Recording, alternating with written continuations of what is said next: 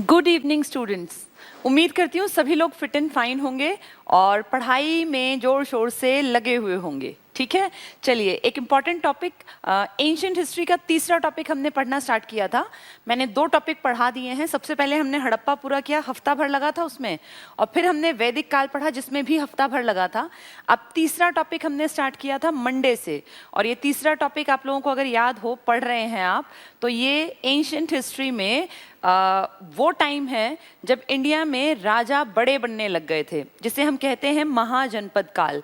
महाजनपद का मतलब था पहले जन, फिर जनपद, फिर महाजनपद। 16 बड़े बड़े राजा, जिन लोगों ने ओरिजिनल, जिसको हम राजा, जिसके हमारे दिमाग में जो इमेज है ना, उस तरह से काम किया, जिनके पास एक स्थायी सेना थी, जिनके पास एक एरिया, एक टेरिटरी थी जिस पे वो राज करते थे। अपनी सेना के थ्रू वो आसपास के राजाओं को दबाते थे, डराते थे, और उनके एरिया पे कोशिश करते थे कि उनका कब्जा हो जाए। और मैंने बताया था कि धीरे धीरे कैसे सर्कमस्टांसेस बदले, कुछ चीजें नेचुरल फैक्टर रहे जिनके कारण मगध 16 में से नंबर 1 बना, और इन 16 में 12 इकट्ठे लगभग आसपास गंगा यमुना के दोआब क्षेत्र में फैले हुए थे। लेकिन इनमें से 2 पाकिस्तान और अफगानिस्तान के लगभग बाउंड्री के पास थे। एक का नाम था क से कंबोज और एक का नाम था ग से गांधार। एक हमने पढ़ा था दक्षिण भारत में था अशमक, और एक पढ़ा था जो मरु प्रदेश में था, मरुस्थल वाले इलाके में, हमारे राजस्थान के मत्स्य, उसका नाम था, राजधानी थी विराटनगर। तो आप ये मान लीजिए कि 4 अलग से याद करने हैं, एक दक्षिण भारत का, एक मरुस्थलीय इलाके का, 2 याद करने हैं पाकिस्तान के, और 12 पूरे एक बेल्ट के। इन 12 में हमने पढ़ा था मगध सबसे शक्तिशाली था। नेचर ने मगध का बहुत साथ दिया। मगध की राजधानी थी राजगृह या गिरिवज्र, जो नेचुरली सेफ थी, वहां कोई अटैक नहीं कर सकता था क्योंकि 5 पहाड़ियों से घिरा हुआ था गिरिवज्र या राजगृह। इन्होंने दूसरी राजधानी बनाई पाटलिपुत्र, वो और भी अच्छी लोकेशन पर था क्योंकि उसके आसपास नदी थी, गंगा नदी। पाटलिपुत्र ही लेटेस्ट स्टेज में जाके पटना कहलाया, जिसको आज अब बिहार की राजधानी पटना कहते हैं, वो वास्तविक तौर पर बसाया गया पाटलिपुत्र था। तो सारी कंडीशंस फेवरेबल थी इनके लिए। व्यापार आसान था क्योंकि नदी का रास्ता था। इनके लिए जंगल आसपास से, तो वहां से लोहा निकालना, तांबा जिससे तलवारें बनती थी, हथियार बनते थे, औजार बनते थे। जंगल था तो वहां से हाथी पकड़ लेते थे, लकड़ियां काट के व्यापार करते थे, रथ बनाते थे। यानी इनके फेवर में कंडीशंस थी। फिर दूसरी चीज होती है इंसान अपने लिए कितना काम करता है। हमने पढ़ा था यहाँ के राजा बहुत यशस्वी थे, बहुत समझदार थे और बहुत महत्वाकांक्षी थे। उन्होंने बाकियों की तरह ये नहीं हाथ पे हाथ रख के बैठे रहो, जैसा चल रहा है चलता रहेगा, नहीं। उन्होंने कोशिश की, हिम्मत नहीं हारी, प्लानिंग्स की, और उन प्लानिंग्स को सोच समझ के एग्जीक्यूशन में लेकर आए। मैंने एग्जाम्पल दिया था 2 बड़े आदमी, 2 क्या, तीसरा तो चलो लक से ये मान लीजिए, ठीक है, उनका भी काम चल गया। सबसे पहला था बिंबिसार, जिसने देखो वैवाहिक नीतियां बनाई थी। अपने ही बिल्कुल ऊपर जो स्थित था वज्जी, जो कि बहुत ताकतवर था, 8 गणराज्य जहां पर थे, वो समूह था, उनके यहाँ अपनी शादी का प्रस्ताव भेज के उनकी बेटी चेलन्ना से शादी हो गई, चेटक की बहन थी वो। और फिर साइड में महाकौशला, जो कौशल नरेश की बेटी थी, उनसे बहन थी, सॉरी, इनसे शादी हो गई। 500 उनकी रानियां थी ऐसे वैवाहिक संबंधों के कारण। अब वो सेफ हैंड हो गए। फिर उनकी किस्मत भी अच्छी थी कि उसी दौर में अवंती नरेश चंड प्रद्योत को पीलिया हो गया और उसकी बीमारी ठीक नहीं हो रही थी। उसकी बीमारी को ठीक करने इनका राज्य वैद्य जीवक जाता है और वो राजा ठीक हो जाते हैं। तो धीरे धीरे करके इनकी हिम्मत बढ़ने लग गई और फिर इन्होंने अपना एक दूत भेजा गांधार में, क्योंकि गांधार ने पहले कभी अटैक किया था ये अवंती के ऊपर। तो सब तरह से समझदारी से इन्होंने सही टाइम पे सही डिसीजन लिया, जिस कारण इन्होंने टाइम पे दूत भेज दिया, टाइम पे डॉक्टर भेज दिया, टाइम रहते इन्होंने वैवाहिक संबंध स्थापित किए। और इनके पास ये सब सलाह देने के लिए 2 बहुत तेज दिमाग आदमी थे, एक सुनिधि और एक दीर्घचारण। कहते हैं जैसे जिसके सलाहकार होते हैं, जैसे जिसके मित्र होते हैं, वो वैसा ही बन जाता है। यही कारण है कि बिंबिसार लगभग 50 साल बहुत बढ़िया तरीके से राज कर गया। बिंबिसार का मर्डर किया उन्हीं के बेटे ने, जिनका नाम था अजातशत्रु। अजातशत्रु पितृहंता वंश है। ये कोई अच्छी बात नहीं है क्योंकि हमने अपनी हिस्ट्री में कभी ऐसा पढ़ा नहीं था, लेकिन फिर भी जो है जैसा है पढ़ेंगे, उसको आगे बढ़ेंगे। पितृहंता वंश, अपने पिता का मर्डर करने वाला अजातशत्रु। अजातशत्रु के दुश्मन बन गए इन्हीं के रिलेटिव जिनसे कि इनके पिताजी के संबंध अच्छे थे, क्योंकि किसी की बहन की शादी हुई थी, किसी की बेटी की, किसी के पास डॉक्टर गया था, तो कहीं ना कहीं उसके मन में डर था और इसीलिए अजातशत्रु से सबसे पहले कौशल नरेश ने काशी छीना, क्योंकि काशी दहेज में दिया गया था। तो अजातशत्रु ने कौशल नरेश के ऊपर चढ़ाई कर दी, उसको हराया, उनकी बेटी से शादी की और काशी वापस दहेज में लिया। अंग इनके पिताजी ने पहले ही अपने अंडर ले लिया था। इन्होंने अगला स्टेप लिया, वज्जी पे आक्रमण किया, पर उस आक्रमण से पहले इन्होंने वहां फूट डलवाई थी और महाशिला कंटक बताया था, बड़े बड़े पत्थर गिरते थे, तोप की तरह का वो एक इस तरह का मान लीजिए उनके पास इंस्ट्रूमेंट था, एक महाशिला कंटक और एक रथ मूसल। फिर फाइनली जाके वज्जी में फूट पड़ने का असर कहीं ना कहीं हुआ और इसके पास वो प्रॉपर्टी भी आ गई और कौशल की प्रॉपर्टी भी इसके पास आ गई। तो ये एक इंपॉर्टेंट अगर बात करें मगध के पास, तो वज्जी के ऊपर भी इनका हिस्सा हो गया, इसके ऊपर भी छोटा सा काशी और अंग। ये पूरी बेल्ट अब मगध के हिस्से में है, सिर्फ नीचे का रह गया है अवंती वाला इलाका, अवंती, और एक रह गया है यहाँ पे वत्स, जो कि मगध के हाथ में नहीं है। उदयन अगला राजा बनता है। उदयन ने अपने पिताजी का जो सपना था, उसने भी अजातशत्रु का मर्डर किया। अजातशत्रु ने बिंबिसार को मारा और उदयन ने अजातशत्रु को मारा। तो अपने पिताजी का जो सपना था राजधानी परिवर्तन का, वो पूरा किया उदयन ने, क्योंकि उदयन राजधानी को गिरिवज्र, गिरी होती है पहाड़ी, या इसी का नाम था राजगृह, यहाँ से उठा के, ये एक ही है, यहाँ से ट्रांसफर करके पाटलिपुत्र ले गया। पाटलिपुत्र किसने बसाया है? उदयन ने।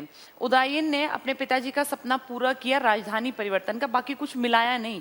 जितनी प्रॉपर्टी थी ये इतनी थी कि यहाँ से खूब टैक्स आता, बड़ी सेना, बढ़िया राजपाट चला इसका। इसके बाद इसके वंशज आए और एक लास्ट वंशज था नागदाशक, जिसको दर्शक भी कहते हैं। उसका मर्डर कर दिया एक आदमी ने, और उस आदमी ने इसका मर्डर इसीलिए किया क्योंकि एक तो ये ताकतवर नहीं था और वो आदमी खुद अमात्य था, सेनापति मान लीजिए, एक उपराज्यपाल था। अगर बेसिकली पोस्ट की बात करूं तो अमात्य उपराज्यपाल था बनारस का। उस आदमी का नाम था शिशुपाल। ये पहला वंश खत्म हुआ है। हर्यंक वंश में हमने कल पढ़ लिया था, ये 3 शासक थे। एक का नाम था बिंबिसार। बिंदुसार एक अलग आदमी है, वो आगे आएगा 1-2 दिन बाद। ये बिंबिसार है जिसका मर्डर किसने किया था? अजातशत्रु ने। और फिर अजातशत्रु को किसने मारा? उदयन ने। ये सब राजा बनने के लिए ऐसा कर रहे थे। अपने अपने पिता का क्योंकि इन्होंने मर्डर किया था, इसीलिए ये पितृहंता वंश है। इन सब ने, तीनों ने, बड़े राजाओं ने ऐसा किया। ये तो खैर राजा बन गया था, इसके पिताजी भट्टीय थे, वो तो अपने आप ही एक्सपायर हुए थे, पर नाम पड़ गया इनका कि पितृहंता वंश। इस वंश का लास्ट कौन बताया? नागदासक, जिसको हम दर्शक भी कहते हैं। इसकी हत्या कर दी थी एक आदमी ने। वो आदमी बनारस का या वाराणसी का, जो काशी का इलाका था, इसका अमात्य था, ठीक है। उस आदमी का नाम है शिशुनाग। आज से यहाँ से पढ़ना है, वो हम पढ़ चुके हैं, जो मैंने अब तक रिवाइज कराया है। शिशुनाग को ध्यान से सुन और समझ लो। शिशुनाग एक ऐसा आदमी है जिसके प्लान बहुत बड़े हैं, जिसके मन में इच्छा है कि मगध पे मेरा राज हो, मैं वहाँ राज करूँ। छोटी सी काशी, कितनी छोटी काशी से उठ के आया और इसने दर्शक या नागदाशक का मर्डर करके ये राजपाट अपने हाथ में ले लिया। ये सच में भी लायक था, मैं ये नहीं कहूँगी कि नालायक था, बहुत लायक था। इसने प्रॉपर्टी को बहुत बढ़ाया। कैसे? जो प्रॉपर्टी इनके पास पहले थी ना, पहले इसको जो बनी प्रॉपर्टी मिली है, ये मान लीजिए मगध था। मगध ने आसपास का सब हिस्सा, अंग मगध ने पहले ही जीत रखा था बिंबिसार ने। काशी इनको दहेज में मिल गया था। इसके ऊपर जो बड़ा सा इलाका था कौशल, जिसके ऊपर फिर ये अटैक करके अजातशत्रु ने हड़प लिया था, और ये वज्जी, ये सब तो इनकी ही बेल्ट के हिस्से थे। इन सब पे अब एक तरह से मगध का राजा राज करता था। लेकिन नीचे के 2 हिस्से रह गए थे, एक का नाम था अवंती और एक का नाम था छोटा सा वत्स।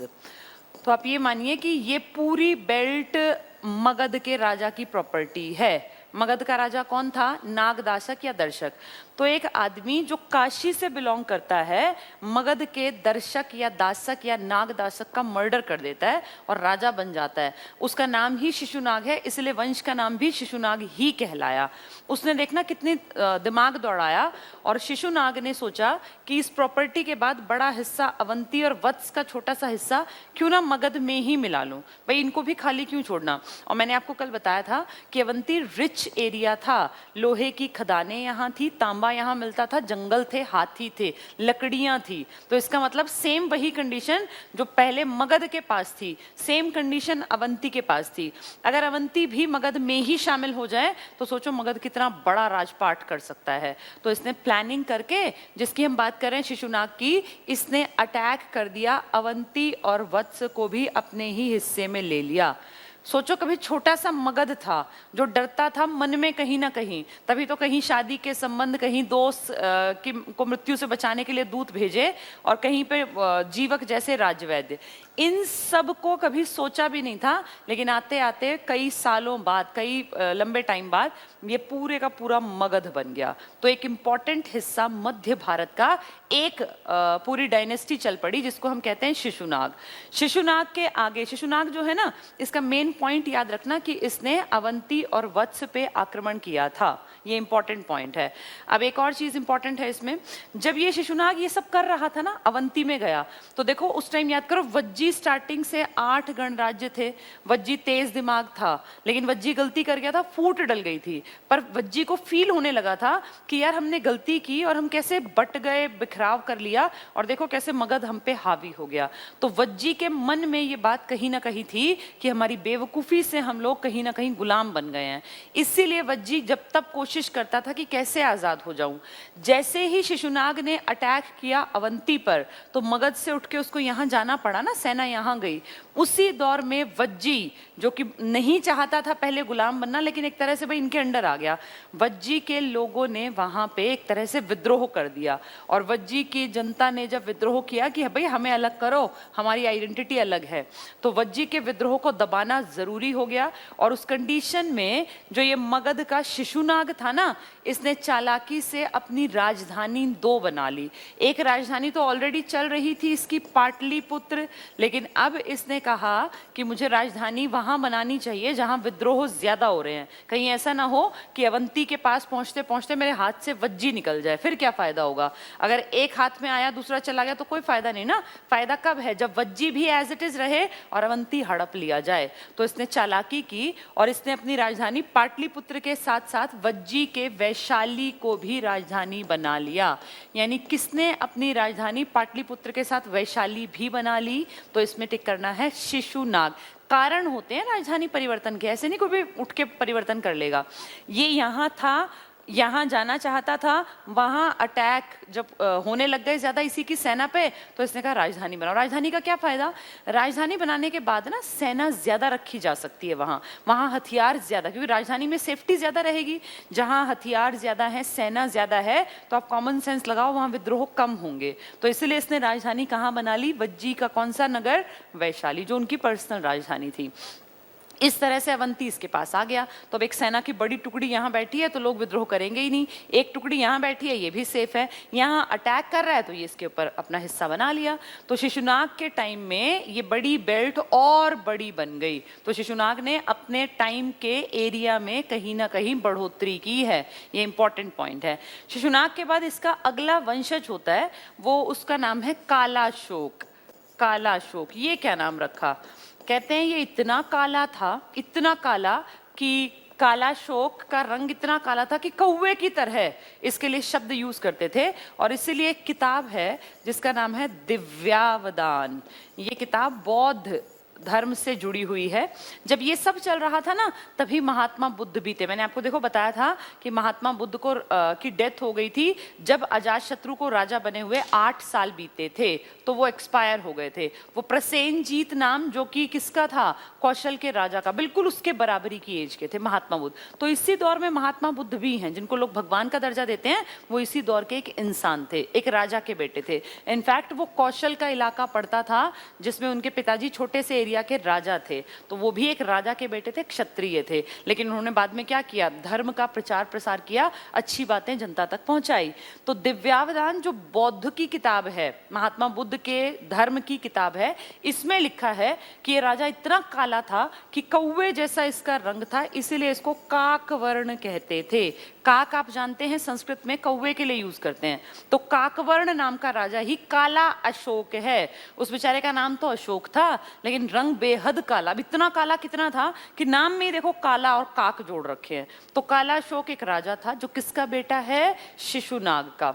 शिशुनाग ने कौन सी प्रॉपर्टी एक्स्ट्रा बढ़ाई है, अवंती और वत्स। राजधानी कहाँ ले गया, पाटलिपुत्र के बाद वज्जी का इलाका वैशाली भी राजधानी बनाई, क्योंकि वहां बार बार अटैक होते थे। ठीक है, तो ये ध्यान रखना। काला अशोक के बारे में दिव्यावदान नाम की किताब में कौन सा शब्द है, काकवर्ण। एक बात। दूसरी बात, अब महात्मा बुद्ध के एक्सपायर हुए 100 साल बीत चुके हैं, क्योंकि वो अजात शत्रु के टाइम में ही एक्सपायर हो गए थे, उसके बाद तो ढेरों राजा आए हैं ना। 100 साल बीत गए और महात्मा बुद्ध जब एक्सपायर हुए थे तो अजात शत्रु ने एक मीटिंग बुलाई थी, बौद्ध महासंगीति कहते हैं उसको। पहली थी वो सप्तकर्णी गुफा में बुलाई थी, राजगृह में पड़ती थी। अब उनके 100 साल पूरे हो गए तो दूसरी बार एक बैठक बुलाई गई और कहा जितने ज्ञानी लोग हैं महात्मा बुद्ध के बारे में जानकारी रखते हैं वो सब आ जाओ। और इसीलिए काला अशोक के टाइम में सेकंड बौद्ध महासंगीति हुई है, दूसरी बौद्ध महासंगीति, जिसमें इकट्ठे बैठ के बातचीत करते थे।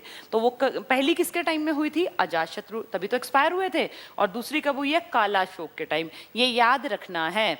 ये कहाँ हुई है, ये हुई है वैशाली में। वैशाली किसकी राजधानी है, वज्जी की, लेकिन बाद में किसकी बन गई, मगध की, क्योंकि इनके टाइम में वज्जी के पास देखो मैंने वैशाली लिखा हुआ था। ठीक है, तो ये हमें ध्यान रखना है। इसके बाद, इनके बाद फिर कोई ताकतवर राजा नहीं हुआ और इनका वंश खत्म हो गया। तो दो ही बड़े नाम आए, एक शिशुनाग का और एक कौवे जैसे रंग वाले काकवर्ण, जिसका नाम है काला अशोक, इन दोनों का नाम। इसके बाद अगला मैंने आपको एक फॉर्मूला बताया था, ह शी न। हमने हर्यंक वंश के 3 राजा देखे, कौन कौन, पहले बिंबिसार, फिर अजातशत्रु, फिर उदयन। लास्ट वाले का नाम था दर्शक या नागदाशक। फिर हमने शी के 2 आदमी देखे, एक शिशुनाग और एक देखा काला अशोक। काला अशोक के टाइम में बौद्ध महासंगीति सेकंड वाली होती है और शिशुनाग ने अपनी बेल्ट को बढ़ा के आगे तक पहुंचाया था, इसलिए राजधानी भी बदलनी पड़ी थी। तीसरा वंश स्टार्ट हो गया, नंद वंश। इसको ध्यान से सुनना। एक आदमी है जिसका नाम है महानंदिन, लेकिन किताबों में नहीं लिखा मिलता, महानंदिन। इसका जिक्र बहुत कम है, इसलिए लगभग किताबें कहती हैं कि नंद वंश की स्थापना महापद्मनंद ने की है। लेकिन बड़े हायर लेवल पे जब पढ़ते हैं तो पता चलता है कि महानंदिन नाम का एक आदमी था जिसने नंद वंश की स्टार्टिंग की, लेकिन ये इसको बढ़ा नहीं पाया, ये फेमस नहीं हुआ। फेमस कौन हुआ, पद्मनंद। ये पहला प्रतापी राजा है, कौन से वंश का, नंद वंश का।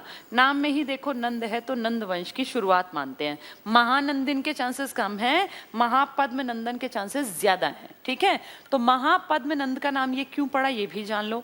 कहते हैं इसके पास पद्म संख्या, पद्म ना हिंदी में मैथ्स की संख्या होती है, शंख पद्म ये इस तरह की संख्याओं के लिए यूज करते हैं। तो कहते हैं इसकी सेना थी पद्म संख्या की, तो इसलिए इसका नाम पड़ गया महापद्मनंद। नंद वंश की इसने स्थापना की और इसने अपने नाम, इसके नाम के आगे बहुत सारी उपाधियां जोड़ी।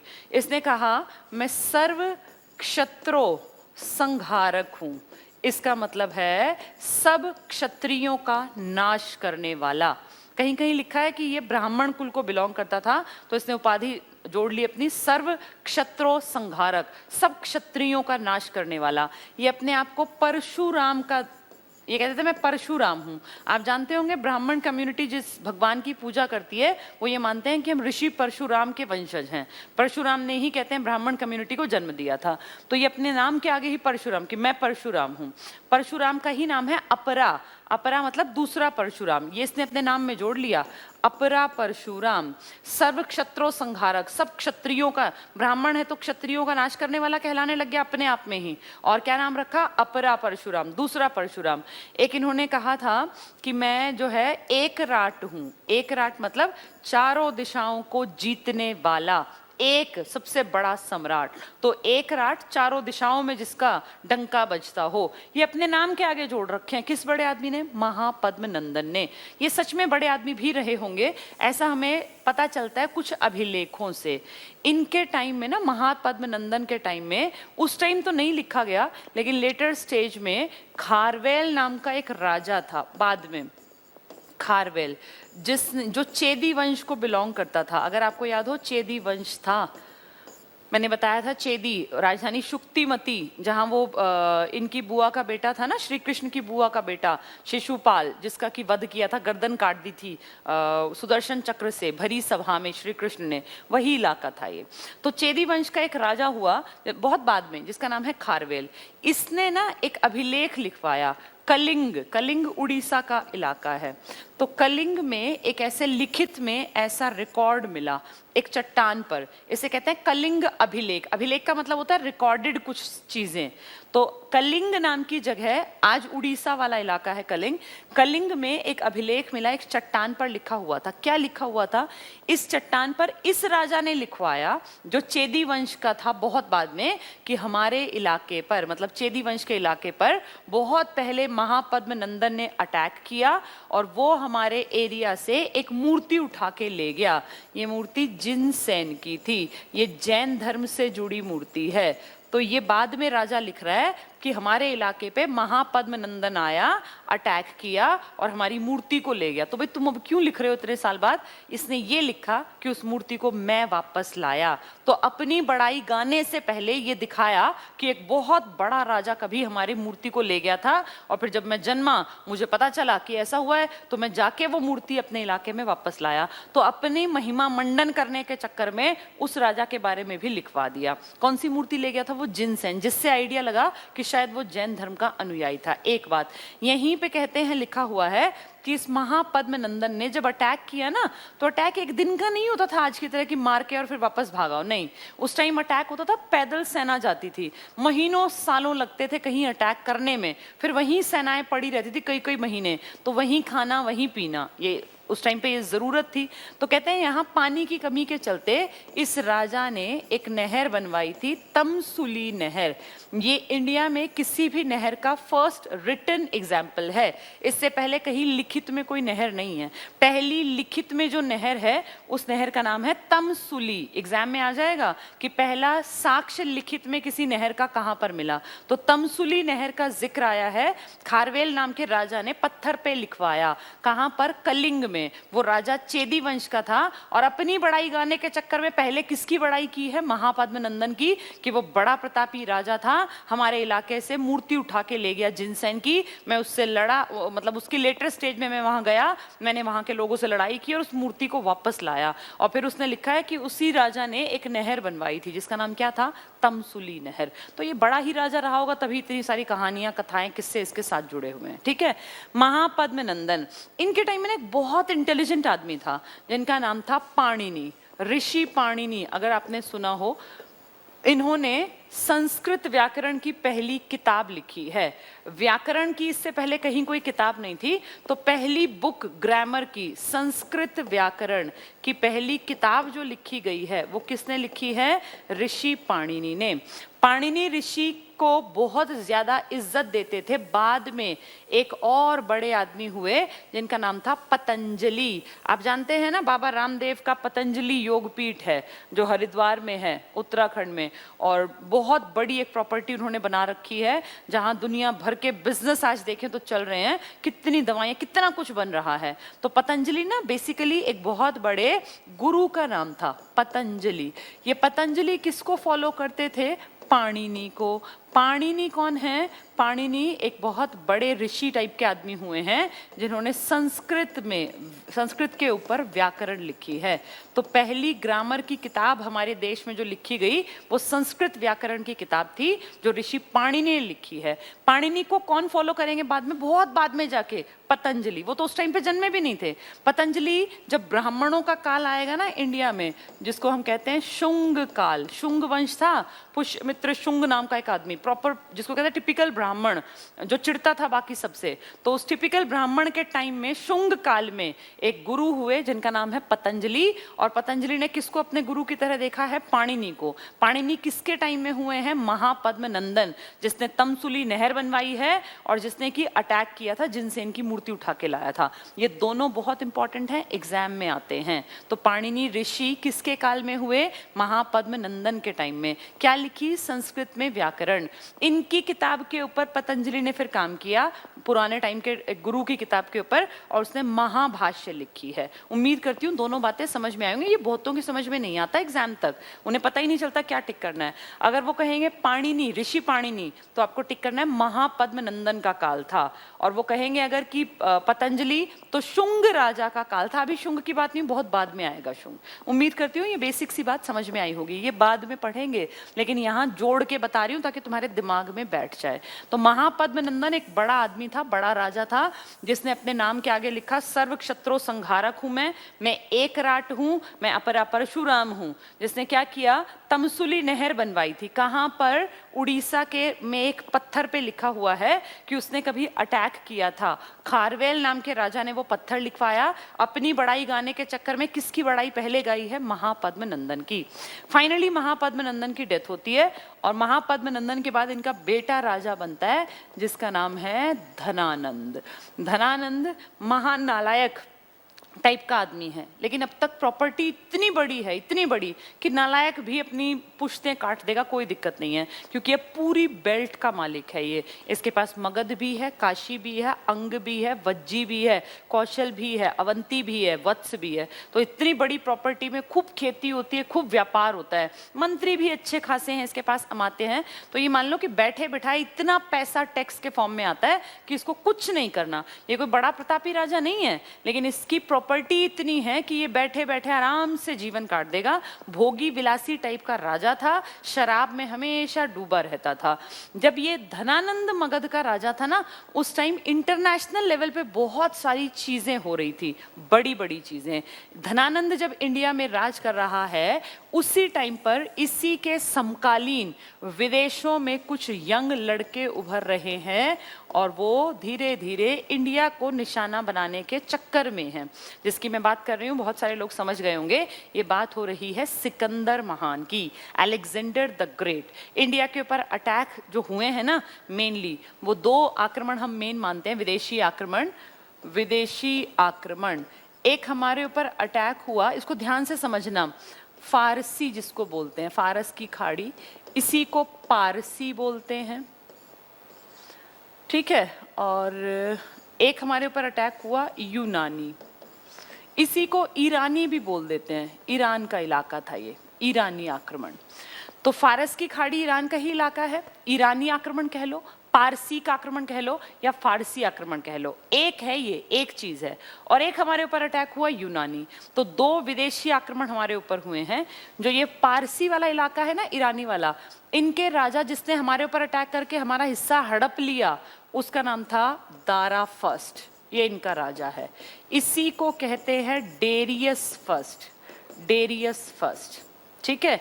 जिस इलाके पे आके इसने अपना हिस्सा जमाया, कब्जा जमाया, वो हमारा इलाका कहलाता है सिंध यानी पाकिस्तान। वो हमारा इलाका कहलाता है कंबोज, जो मैंने आपको महाजनपद बना के दिखाया था, और गांधार, जो पाकिस्तान में मैंने ड्रॉ करके समझाया था। इस इलाके पे तुम्हें कैसे पता ये बात? मुझे कैसे पता? एक किताब लिखी है द हिस्टोरिका, किताब का नाम है द हिस्टोरिका, हिस्ट्री से जुड़ी किताब है ये, द हिस्टोरिका। इसको लिखा है फादर ऑफ हिस्ट्री ने, हेरोडोट्स नाम का एक आदमी है, फादर ऑफ हिस्ट्री, उसने किताब लिखी द हिस्टोरिका। इसमें ये सब बातें लिखी हैं कि ऐसे ऐसे एक आदमी आया जिसने अटैक किया और वो जीत गया। आया इससे पहले भी था, लेकिन वो जीता नहीं। इतिहास उनका वर्णन करता है जो विजेता होते हैं, हारे हुए आदमियों के लिए इतिहास नहीं लिखा गया। इतिहास जीत दर्ज करने वाले लोगों के बारे में हमें बताता है। तो डेरियस प्रथम ने या दारा प्रथम ने आक्रमण करके हमारा इंडिया का, पाकिस्तान ईशान वाला हिस्सा, तब तो भारत ही था, ये जीत लिया। और इस किताब में लिखा है कि इसका ये 20वां प्रांत था। इसने इससे पहले 19 प्रांत बना रखे थे कहीं कहीं, वहां से खूब पैसा आता था। इस 20वें प्रांत से, हमारे प्रांत से, इंडिया के प्रांत से इसके पास जो पैसा आया ना, वो टोटल पैसे का 1/3 था। यानी बहुत ज्यादा टैक्स इसको मिलने लग गया बैठे बिठाए हमारे इंडिया से। कारण इंडिया उपजाऊ है, खूब यहाँ पे गेहूं और चावल और जौ की खेती थी, ये अमीर इलाका था, हम कभी से ही अमीर थे। तो इस इलाके से जितना, सोचो 19 इलाकों से जितना लेता था उसका 30, मतलब टोटल जितना लेता था उसका 33% अकेला एक इलाका दे रहा है। तो इसकी कीमत समझ लो कि कितनी कीमत थी हमारे इलाके की। ये सब लिखा है किताब में, द हिस्टोरिका में। इसकी पीढ़ियां बढ़ती गई। ये हखामनी वंश का था, एग्जाम में आ जाता है कौन से वंश का था, तो हखामनी वंश। कौन सी किताब में ये सब बातें हैं, द हिस्टोरिका। किसने लिखी है, फादर ऑफ हिस्ट्री, जिनका नाम क्या है, हेरोडोट्स। ये नाम है उन आदमी का, हेरोडोट्स, ठीक है। ये सारी इनकी जानकारी है। इनकी पीढ़ी दर पीढ़ी आगे बढ़ती गई और कभी इन्हीं की पीढ़ियों में दारा थर्ड नाम का भी राजा आया था। अब इनकी बात कर लेते हैं, यूनानियों की। यूनानियों में सबसे बड़ा नाम किसका है, सिकंदर महान का, अलेक्जेंडर द ग्रेट। स्टार्टिंग से ग्रेट नहीं था, इसके बारे में ध्यान से सुनो। अलेक्जेंडर द ग्रेट एक बच्चे के रूप में जब जन्म हुआ, इनके पिताजी यूनान के छोटे से हिस्से के राजा थे, कोई बड़े राजा नहीं थे। एक आदमी था जिसका नाम था फिलिप सेकेंड, ये इनके पिताजी हैं। इनकी शादी होती है एक महिला से जिसका नाम है ओलंपिया। ओलंपिया एक शहर का भी नाम था, ओलंपिया, वो आज भी यूनान में पड़ता है। वहीं से ओलंपिक गेम्स की स्टार्टिंग हुई थी। तो पिताजी का नाम फिलिप सेकेंड, माँ का नाम ओलंपिया। इनके घर में बेटा जन्मता है, जन्म लेता है, जिसका नाम ये रखते हैं अलेक्जेंडर। अलेक्जेंडर, अलेक्जेंडर थर्ड है ये पिताजी सेकंड नाम से, फिलिप सेकंड, बेटे का नाम अलेक्जेंडर थर्ड। जब अलेक्जेंडर छोटा ही था पिताजी चल बसे। पिताजी का सपना था विश्व विजय का, पूरी दुनिया में हमारा झंडा फहराए। बचपन में कभी पिताजी ने जिक्र किया होगा, भाई मेरा सपना है कि दुनिया में हमारी पताका फहराए। बच्चे के मन में ये बात बैठ गई कि मुझे पापा का सपना पूरा करना है। जब ये बड़ा हुआ तो यंग एज में ही पिताजी गुजर गए थे। 356 ईसा पूर्व में जन्मा था अलेक्जेंडर द ग्रेट। 336 ईसा पूर्व में राजा बन गया, महज 20 साल में। गिनती उल्टी क्यों है, उम्मीद करती हूँ सबको पता चल गया होगा, क्योंकि ईसा पूर्व की घटनाएं हैं। तो जब ये राजा बन गया, यहाँ पर राजा बनते ही अपना, इनके टीचर, कहते हैं टीचर का बहुत बड़ा योगदान होता है स्टूडेंट्स की लाइफ को शेप करने में। इनके टीचर थे दुनिया में बहुत बड़ा नाम जिनका था अरस्तु, जिनको एरिस्टोटल भी कहते हैं। एरिस्टोटल, यही तो आदमी है, एरिस्टोटल ही अरस्तु है। तो अपने गुरु से आशीर्वाद लेके एक डायरेक्शन मिल गई इस यंग नौजवान लड़के को, 20 साल के लड़के को, और इसने सपना देखा विश्व विजय का। इसने सबसे पहले यूनान अपना इलाका जीता, फिर एशिया माइनर तुर्की, और फिर आगे बढ़ते बढ़ते भारत की तरफ इसने अगला कदम बढ़ा दिया, क्योंकि भारत उस टाइम पे भी बहुत अमीर था। अलेक्जेंडर थर्ड 336 ईसा पूर्व में राजा बना और 10 साल तो ये अपने वहीं पे आसपास का इलाका जीतता रहा। और तब 326 ईसा पूर्व में इसने इंडिया को अपना टारगेट बनाया अटैक करने के लिए। अब मैं बता दूं इसका नाम अलेक्जेंडर द ग्रेट क्यों है। अलेक्जेंडर थर्ड था ना ये, तो फिर अलेक्जेंडर द ग्रेट कैसे बना। कहते हैं जब ये बहुत छोटी उम्र का था, पिताजी का सपना पूरा करने निकला, तो एक राजा से ये लड़ने लगा। उस राजा के साथ इसने लड़ाई स्टार्ट की, उसका नाम था दारा थर्ड। इसी को कहते हैं डेरियस। अभी मैंने आपके सामने डेरियस फर्स्ट बताया था, जिसने इंडिया का सिंध और कंबोज और गांधार वाला इलाका जीता था। ये उन्हीं के अगले कभी वंश में लड़का है, काफी लंबे टाइम बाद। दारा थर्ड के साथ लड़ने आ गया छोटा सा एक यंग एज का नौजवान, जिसका नाम है अलेक्जेंडर थर्ड। दारा थर्ड की कहते हैं बहुत बड़ी सेना, 40 गुना बड़ी सेना। अगर ये 1000 आदमी लाया था तो उसके पास 40,000 आदमी थे। उम्र में ज्यादा था जो ये दारा थर्ड था। तो इसने अलेक्जेंडर को कहा, अलेक्जेंडर तुम बहुत छोटे हो और बेटा भी तुम्हारी मरने की उम्र नहीं है, मेरी सेना के सामने तुम टिक नहीं पाओगे, तुम वापस चले जाओ, तुम और किसी से लड़ लो। तो अलेक्जेंडर ने कहा, नहीं जी, लड़ना तो मुझे आपसे ही है और मैं लड़ूंगा, बेशक मेरी सेना कितनी ही छोटी हो। अलेक्जेंडर जिद पे था, यंग था, उसके मन में सपने थे। लेकिन दारा थर्ड एक्सपीरियंस्ड आदमी था, मैच्योर था, ये जानता था कि ये बचपना है, एक आदमी 40 आदमियों से कैसे लड़ लेगा। अगर हथियारों को छोड़ो, छोड़ो, वैसे भी लड़े ना हाथापाई से भी, तो भी कोई मतलब नहीं था जीतने का। 40 हथियार लेके एक को मारेंगे तो फिर क्या मतलब, कहाँ स्टैंड करेगी सेना? ये सबको दिख रहा था कि ये लड़ेगा और मरेगा अलेक्जेंडर, लेकिन अलेक्जेंडर को विश्वास था अपने ऊपर कि नहीं मैं जीत सकता हूँ, और अलेक्जेंडर ने कहा कि मैं लड़ूंगा। ये लड़ाई स्टार्ट हुई और इतिहास में इस लड़ाई को कहते हैं गोगय बेला का युद्ध।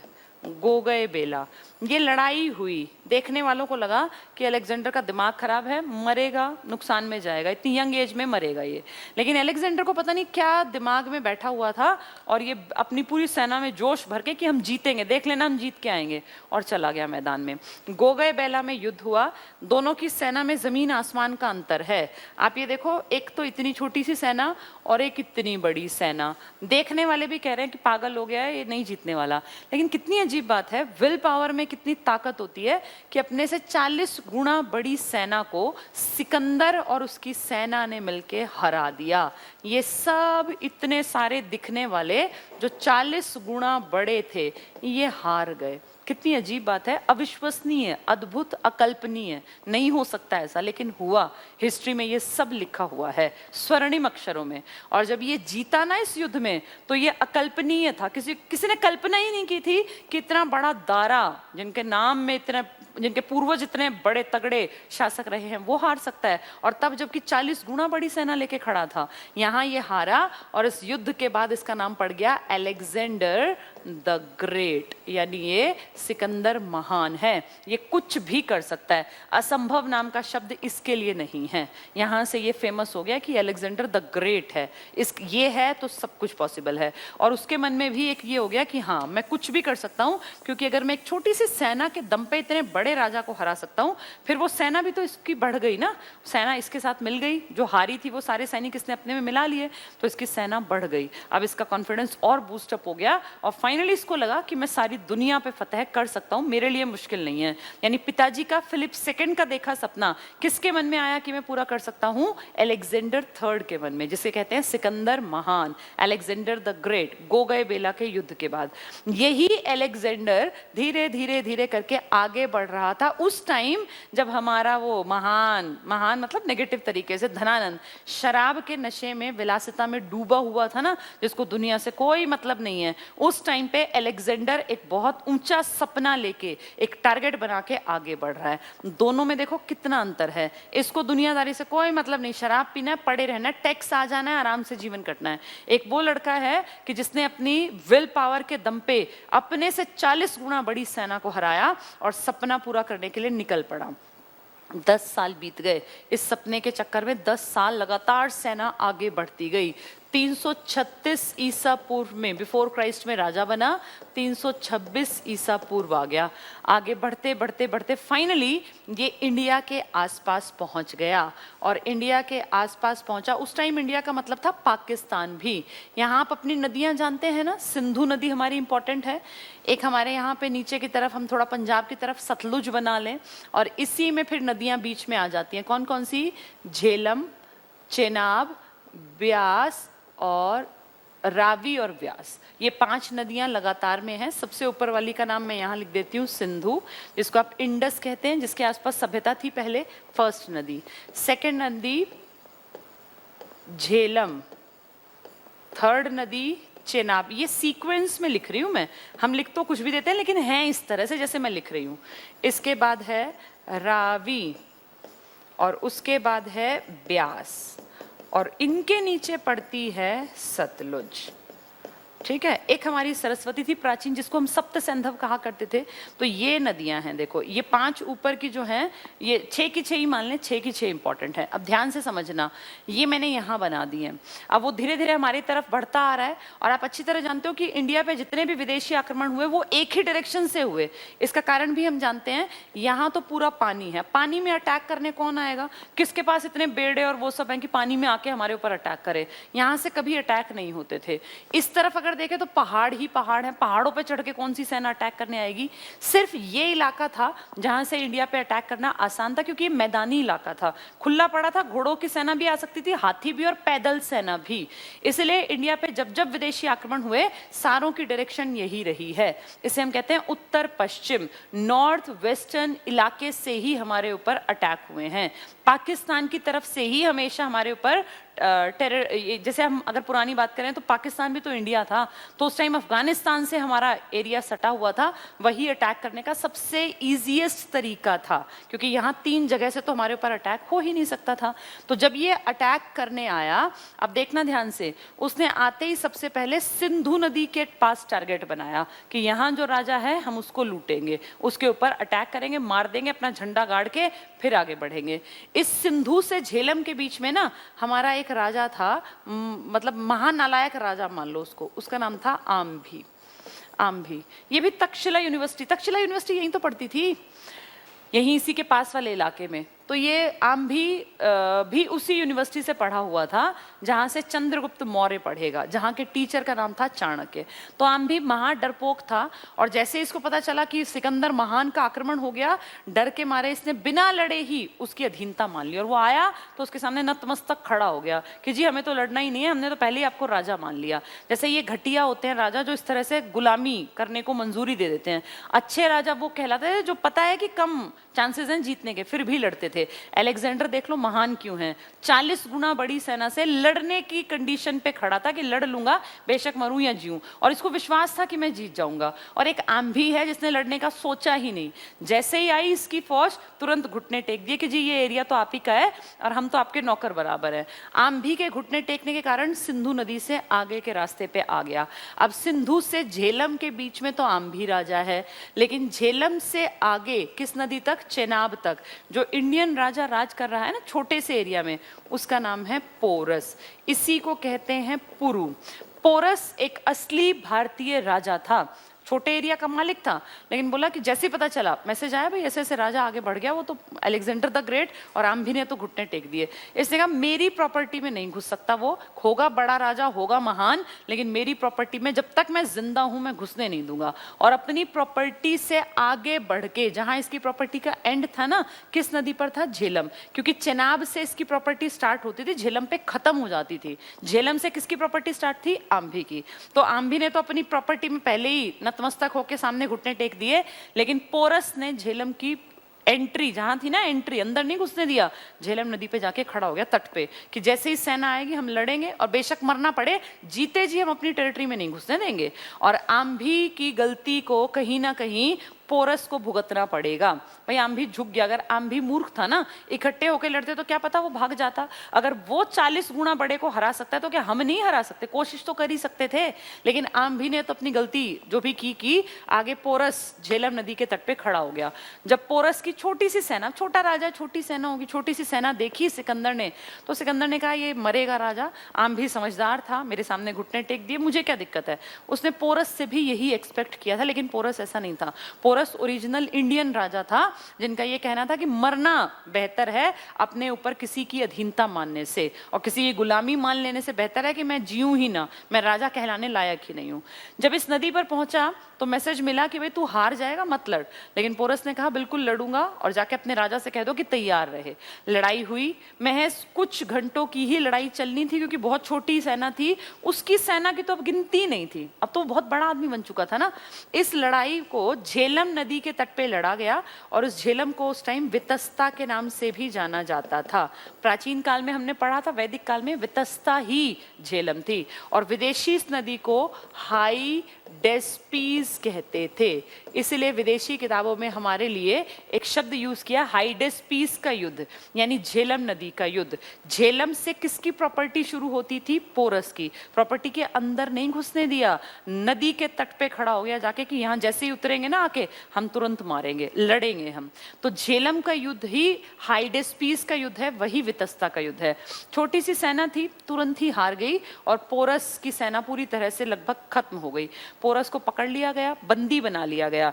बंदी बना के ना उस टाइम पे एक ट्रेंड था, जैसे हर टाइम पे कोई ना कोई ट्रेंड रहता है ना, इस टाइम पे एक ट्रेंड था कि जो पकड़ा जाएगा राजा उसको जंजीरों में बांध के, और सिकंदर बड़े उस पे बैठता था सिंहासन पे, वहां लाके उसको धक्का देके घुटनों के बल गिरा देते थे और फिर उसकी गर्दन काटी जाती थी उसी के सामने, अगर राजा पकड़ा जाता जिंदा तो जैसे ही इसको लाया गया, बेड़ियों में इसके हाथ पैर जकड़ दिए और इसको धक्का मारा गया, तो तुरंत ये गिरा जाके पोरस इसके सामने, सिकंदर के सामने। सिकंदर सिंहासन टाइप पे बैठा हुआ था। तो इस अलेक्जेंडर ने या सिकंदर ने कहा, भाई पोरस तुझे तो पहले ही दिख रहा था कि तू मुट्ठी भर सेना लेके और अलेक्जेंडर द ग्रेट से लड़ने की कोशिश कर रहा है, तुझे पहले था कि तू हारेगा, फिर तूने ऐसा क्यों किया? तो पोरस ने कहा, अब इसने पूछा कि तेरे साथ क्या व्यवहार करें, भाई तू जानता है ना क्या होता है कि भाई मरना पड़ता है, अब क्या व्यवहार करें? तो कहते हैं पोरस की नजरें एक सेकेंड के लिए भी उसके चेहरे से नहीं हटी, वो लगातार उस राजा को ही घूर रहा था। और जब उससे पूछा कि क्या व्यवहार करें, तो पोरस ने बहुत दिलेरी से कहा कि मेरे साथ वही व्यवहार करना जैसा तुम अपने हारे हुए राजाओं के साथ करते हो। मैंने बता दिया पहले ही राजाओं के साथ क्या होता था, गिरा के और उनके पीछे से गर्दन काटी जाती थी तलवार से। तो पोरस की इतनी हिम्मत देख के कि जिसके सिर पे तलवार है, कोई सेकंड भी नहीं लगेगा और तलवार एकदम से वार करेगी, ये नहीं पता कब मर जाएगा, लेकिन उसके चेहरे पे भय का कोई निशान ही नहीं था। कहीं ये था ही नहीं कि भी आतंकित है, डरा हुआ है, माफी मांग रहा है, नहीं, उसको पता है कि उसके पीछे वाला आदमी तलवार लिए खड़ा और किसी टाइम इशारा होते ही काट देगा गर्दन।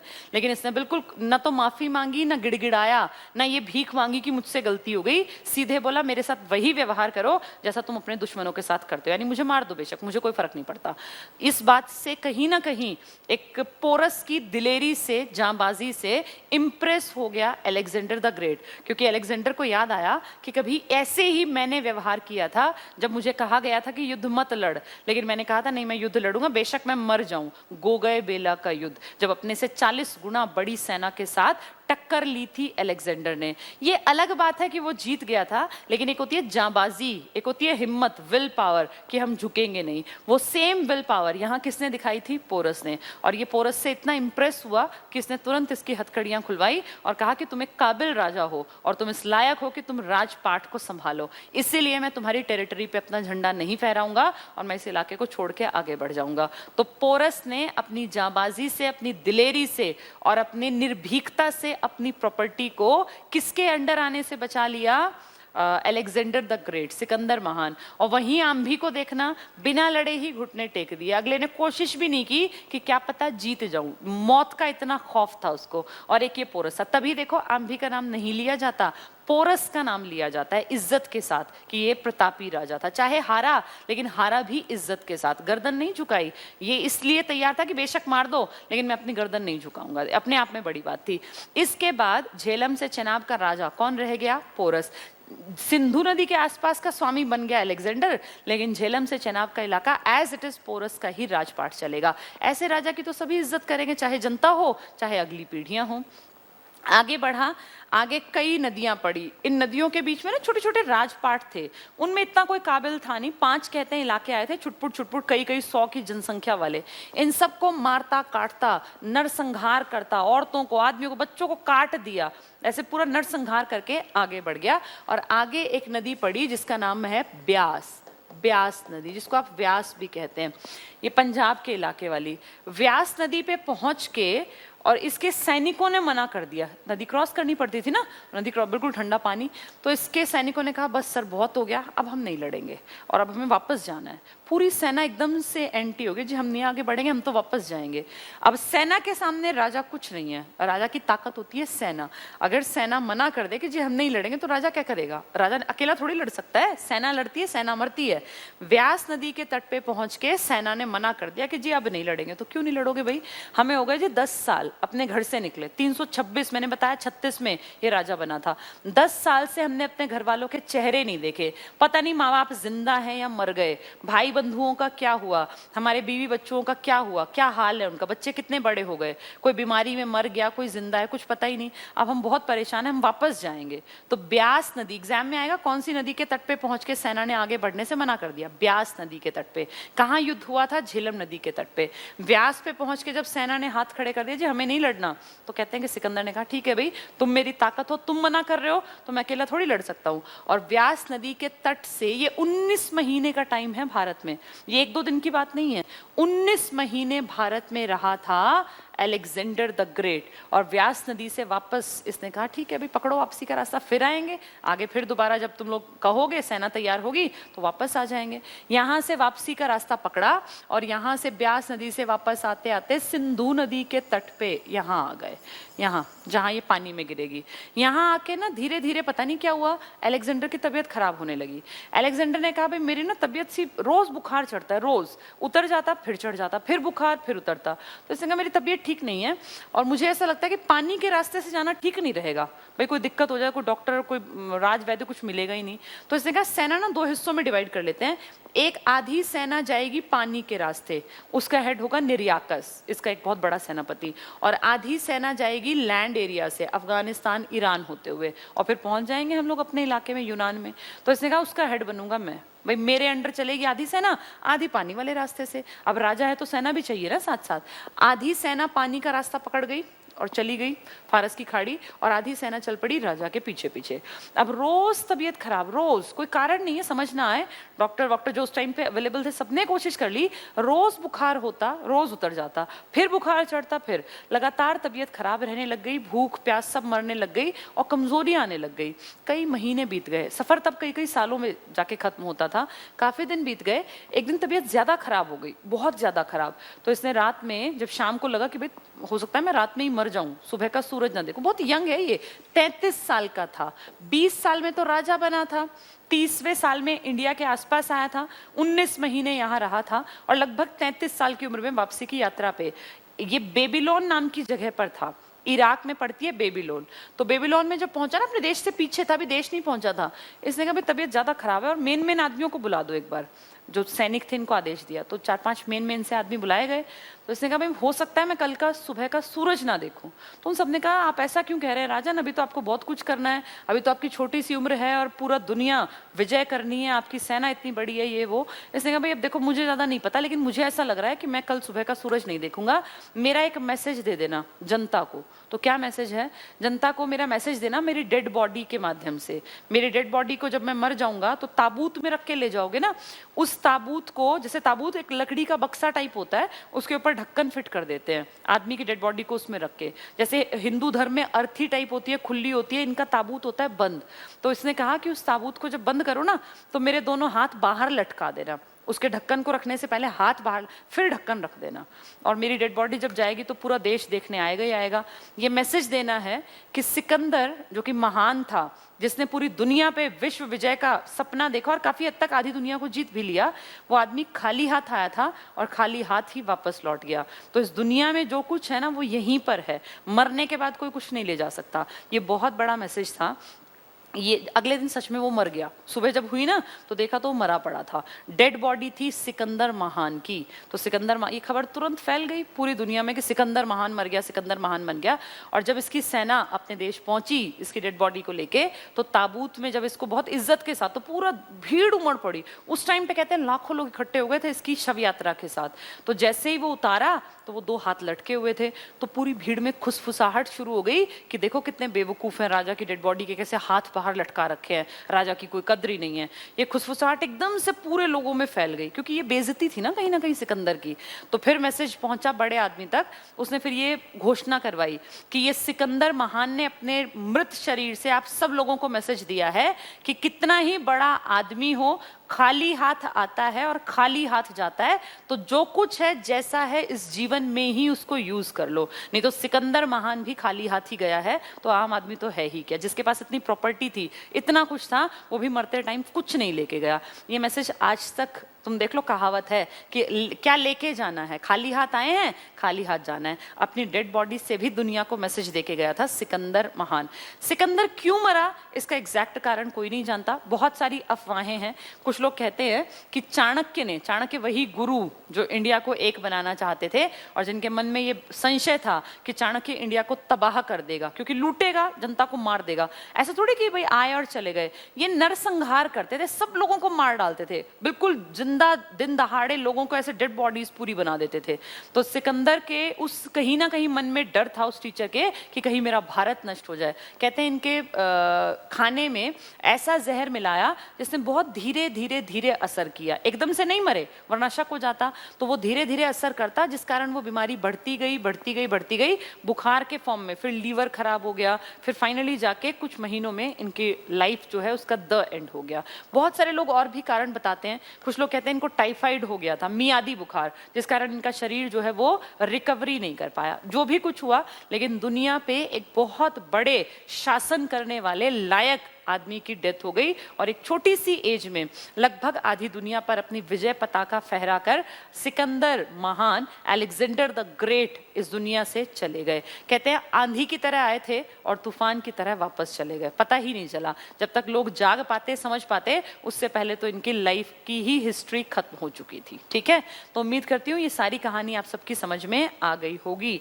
अब जल्दी से एक क्विक रिवीजन लेते हैं ताकि तुम लोग जब नोट्स बनाओ तो तुम्हें दिक्कत ना आए। ठीक है, देखो, शिशुनाग वंश आज हमने स्टार्ट किया था, कल मैंने हरिअंक पूरा करा दिया। सेकंड वंश है ह शी न का। शिशुनाग वंश, शिशुनाग नाम का राजा अवंती और वत्सिस ने जीते थे। अवंती पे जब अटैक किया तभी तो वज्जी वाले बार बार विद्रोह कर रहे थे, राजधानी पलटनी पड़ी थी। वैशाली अन्य राजधानी क्यों बनाई, कारण आपको समझ में आ गया, क्योंकि अवंती, जब मगध से अवंती सेना जाती तो वज्जी से काफी दूर चली जाती, तो वज्जी वाले विद्रोह करते, इसलिए इसने राजधानी कहाँ बना दी, वज्जी के ही शहर इसमें वैशाली में। काला अशोक, रंग इतना काला कौवे जैसा, कहाँ लिखा है, दिव्यावदान में। इसी का नाम है काकवर्ण। दिव्यावदान बौद्ध धर्म की एक किताब है जिसमें इसका वर्णन है। राजधानी वापस कहाँ ले आया, पाटलिपुत्र। इसके पिताजी कहाँ ले गए थे, वैशाली, कारण उन्होंने अवंती पे कब्जा करना था, इसलिए राजधानी वहां ले जानी पड़ी, वरना विद्रोह कर रहे थे। इसने वापस बना दी पाटलिपुत्र। नेक्स्ट है सेकंड बौद्ध महासंगीति हुई कालाशोक के टाइम में, बताया था मैंने आपको, राजधानी पाटलिपुत्र में, वैशाली में, सॉरी वैशाली में। तीसरा है नंदवंश, महानंदन जिनका कहीं कोई जिक्र नहीं मिलता। ज्यादा फेमस कौन है, महापद्मनंद। पद्म मैथ्स की एक संख्या होती है, बड़ी संख्या, तो कहते हैं इनकी सेना ही पद्म की थी, तो नाम पड़ गया महापद्मनंद। ये जैन धर्म में विश्वास करते थे, क्योंकि ऐसा लिखा है कि ये जिन सेन की मूर्ति छीन कर ले आए थे। देखो, उस राजा ने, चेदी वंश के राजा खारवेल ने लिखवाया कि ऐसे ऐसे हमारी मूर्ति ले गया, मैं वापस लाया हूं, तो वो जैन धर्म की थी, जिन सेन की। सर्व क्षत्रो संहारक, सब क्षत्रियों का नाश करने वाला, इसलिए कहीं कहीं लिखा है कि ये ब्राह्मण धर्म को बिलोंग करते थे, लेकिन मानते किस धर्म को थे, जैन धर्म को। ठीक है, तो सर्व क्षत्रो संहारक, सब क्षत्रियों का नाश करने वाला। भार्गव, भार्गव आपने सरनेम सुना होगा ब्राह्मण का, ये परशुराम जी का ही दूसरा नाम है, परशुराम, जो कि मेन प्रणेता कहलाते हैं ब्राह्मणों के। अपरा परशुराम, दूसरा परशुराम। एकराट, सब दिशाओं को जीतने वाला, चारों दिशाओं का स्वामी। ये सब इनकी उपाधियां हैं। अब इतने बड़े बड़े नाम तब रखे जाते हैं जब कुछ करके दिखाया हो, तो इससे ये अंदाजा लगता है कि ये बड़े राजा रहे होंगे। नेक्स्ट है कलिंग। कलिंग यानी उड़ीसा का इलाका, राजा का नाम खारवेल। इसने एक रिकॉर्ड लिखवाया पत्थर पे, तो उसमें क्या लिखा है, महापद्मनंदन की चर्चा है। और इस राजा ने क्या लिखवाया कि इस महापद्मनंदन ने तमसुली नहर बनवाई। ये किसी भी नहर का फर्स्ट रिटन एग्जाम्पल है, इससे पहले लिखित में कोई नहर नहीं थी। तमसुली नहर किसने बनवाई है, महापद्मनंदन ने। उसने नहीं लिखवाई जिसने बनवाई है, ये लिखवाया है बाद में एक राजा ने जिसका नाम है खारवेल। अपनी बड़ाई करेगा ना आगे। जिन सेन की मूर्ति जैन धर्म की उठा के ले गया और बाद में कहता है मैं वापस लाया। ये कौन कह रहा है हमें, खारवेल। कहाँ का राजा, कलिंग का। पाणिनि ऋषि हुए जिन्होंने संस्कृत की व्याकरण लिखी थी। नाम क्या था उस बुक का, अष्टाध्यायी। 8 चैप्टर थे उसमें, इसलिए किताब का नाम है अष्ट अध्याय से क्या बना, अष्टाध्यायी। ये बहुत इंपॉर्टेंट है, पूछ लेंगे। संस्कृत व्याकरण की पहली किताब का नाम क्या है, अष्टाध्यायी। किसने लिखी है, ऋषि पाणिनि ने। किसके टाइम में हुए हैं, महापद्मनंदन के समय में। पतंजलि बाद में हुआ, ये अपना गुरु मानता था पाणिनि को, बहुत बाद में। पतंजलि शुंग काल में हुए, जिनकी किताब का नाम है महाभाष्य। इनकी किताब है अष्टाध्यायी और पतंजलि की किताब है महाभाष्य। नोट्स ऐसे ही बनाना, जब लिखोगे फिर याद रहेगा। इसके बाद कौन हुआ, इनके बाद ये जो थे ना अपने महापद्मनंदन, इनके बाद कौन हुआ, धनानंद। धनानंद जिसको धन में बड़ा आनंद मिलता था, बेहद भोगी विलासी टाइप का आदमी, जिसको कोई मतलब नहीं किसी भी चीज से, बस टैक्स आ रहा है, आराम से बैठ के जीवन काट रहा है। अब देखो विदेशी आक्रमण होने लग गए, जब ये राजा है ना धनानंद, तब विदेशी आक्रमण भी स्टार्ट हो गए। उस टाइम यूनान का होगा, उससे पहले हमारे ऊपर फारसी, पारसीक या ईरानी आक्रमण हुआ। तो ईरान और यूनान दो आक्रमण हैं। ईरान में दारा वाला राजा है और यूनान में अलेक्जेंडर। अलेक्जेंडर बाद में आएगा, दारा पहले आएगा। 500 पहले आ रहा है, 300 बाद में, क्योंकि ये बिफोर क्राइस्ट है, ईसा पूर्व की घटनाएं हैं। डेरियस प्रथम या दारा प्रथम इंडिया में जीत गया। इससे पहले एक आया था लेकिन उसका नाम नहीं लेते क्योंकि वो हारा था, जीतने वाला राजा है। हखामनी वंश का था ये। और इस तरफ देखें तो सिकंदर महान आया था 326 ईसा पूर्व में। आगे पढ़ते हैं। हमें कैसे पता कि ये आए थे ये लोग? क्योंकि इनकी जानकारी लिखित में मिली है, अभिलेख में, चट्टानों में। एक और खास बात, आपको पता है ना, हमारे यहाँ अशोक एक राजा था जिसको चट्टाने लिखवाने का बड़ा शौक था, अभिलेख। अशोक ने, अशोक महान, अशोक द ग्रेट लिखते हैं जिसके नाम के आगे, उन्होंने ढेरों चट्टाने लिखवाई, ऐसे पत्थरों पे लिखवा रखा है। पत्थर पे लिखी बात कभी खत्म नहीं होती। आज तक वो चट्टाने, वो स्तंभ एज इट इज हैं। 14 बड़े शिलालेख, 13 छोटे शिलालेख और 7 स्तंभ लेख, और कितने गुहा लेख थे। ये सब अशोक ने कहाँ से सीखा? इन लोगों से, क्योंकि ये लोग थे जो पत्थरों पे लिखते थे। कौन लोग? हखामनी वंश वाले, जो ये कहाँ के थे? ईरान के। पारसीक थे, फारसी थे। तो अभिलेखों से पता चला। द हिस्टोरिका, किताब का नाम है द हिस्टोरिका। किसने लिखी है? हेरोडोट्स ने। फादर ऑफ हिस्ट्री है ये, एग्जाम में आ जाएगा। फादर ऑफ हिस्ट्री कौन है? हेरोडोट्स। किताब का नाम द हिस्टोरिका। खरोष्ठी लिपि हमने सीखी है। देखो इनके आने का फायदा क्या हुआ। जब ये आए ना दारा, तो ये हमें अरामाइक लिपि थी इस दारा प्रथम की, इससे ही जन्मी है खरोष्ठी। और मैं आपको बता दूं, खरोष्ठी पाकिस्तान साइड में है ज्यादा, अपने यहाँ कम यूज है, अपने यहाँ ब्राह्मी का ज्यादा यूज है। खरोष्ठी का मतलब जानते हो? खर प्लस ओष्ठ। खर का मतलब होता है गधा, गधे के मुख से जिसका जन्म हुआ वो खरोष्ठी कहलाई। नाम से अजीब लगती है लेकिन असलियत में इसका मतलब यही है। खर मतलब गधा, गधे के ओष्ठ, गधे के मुंह से जिसका जन्म हुआ। भगवान जाने ऐसा नाम क्यों रखा है, असली मतलब ये है, लेकिन इस मतलब को हटा देते हैं और ऐसे याद कर लेते हैं कि उनकी अपनी लिपि कौन सी थी? अरमाइक लिपि, जिससे किसका जन्म हुआ? खरोष्ठी का। तो खरोष्ठी लिपि इसलिए पाकिस्तान साइड में है। ठीक है, नेक्स्ट है सिकंदर महान, अलेक्जेंडर द ग्रेट। कहाँ का राजा था? मैसिडोनिया का, मकदूनिया का, यूनान का, एथेंस का, ग्रीस का। यहाँ इनके पिताजी का राज था फिलिप सेकंड, छोटे से राजा। इनकी पत्नी है ओलंपिया, ओलंपिया नाम का शहर भी है यहाँ। इन दोनों की शादी हुई, इनका बेटा जन्मा अलेक्जेंडर थर्ड, जो बाद में क्या बना? सिकंदर महान। ईरान के दारा थर्ड, पहले ईरान का दारा फर्स्ट था ना, वो अपने यहाँ जो आया था, उसकी पीढ़ियों में बहुत बाद में आया दारा थर्ड, इसी का नाम है डेरियस थर्ड। इसको हरा दिया। सोचो ईरान के राजा को हराना। ईरान वो जिनका की पूरी दुनिया पे एक बड़ा हिस्सा था प्रॉपर्टी का, खूब पैसा आता था, उनके कभी पोते या पड़पोते में रहे होंगे, इनको हराया। अलेक्जेंडर द ग्रेट बन गया इसको हराने के कारण। 40 गुना बड़ी सेना।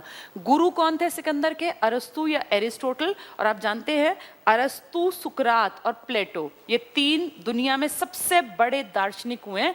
इतना बड़ा आज तक समझदार दार्शनिक कोई नहीं हुआ। सुकरात, प्लेटो और अरस्तु। तो जिसके टीचर का नाम ही इतना फेमस है, उसके स्टूडेंट पे तो असर होगा ही। और स्टूडेंट भी वो जो कि ये है कि मुझे आगे पढ़ना है, जिसमें डर नहीं है, जिसके अंदर महत्वाकांक्षा है। इसका जन्म हुआ 356 ईसा पूर्व में। राजा बना 20 साल बाद 336 में। 10 साल बाद भारत आया 326 में। तभी तो व्यास से वापस लौटे कि लड़ते लड़ते 10 साल हो गए, 10 सालों से लड़ रहे थे। 323 में मृत्यु हो गई। इंडिया कितने महीने रहा? 19 महीने भारत में रहा। किस नदी से वापस लौटा? व्यास नदी से वापसी। किस नदी से? व्यास। ये पूछेंगे एग्जाम में। इससे ऊपर की सारी प्रॉपर्टी जीत ली थी। सिंधु नदी से सेना का बंटवारा कर दिया 2 हिस्सों में, एक पानी से आगे बढ़ेगी और एक बढ़ेगी किससे आगे? लैंड वाले इलाके से। जो लैंड एरिया से आगे बढ़ेगी स्थल भाग से, उसके साथ गया सिकंदर।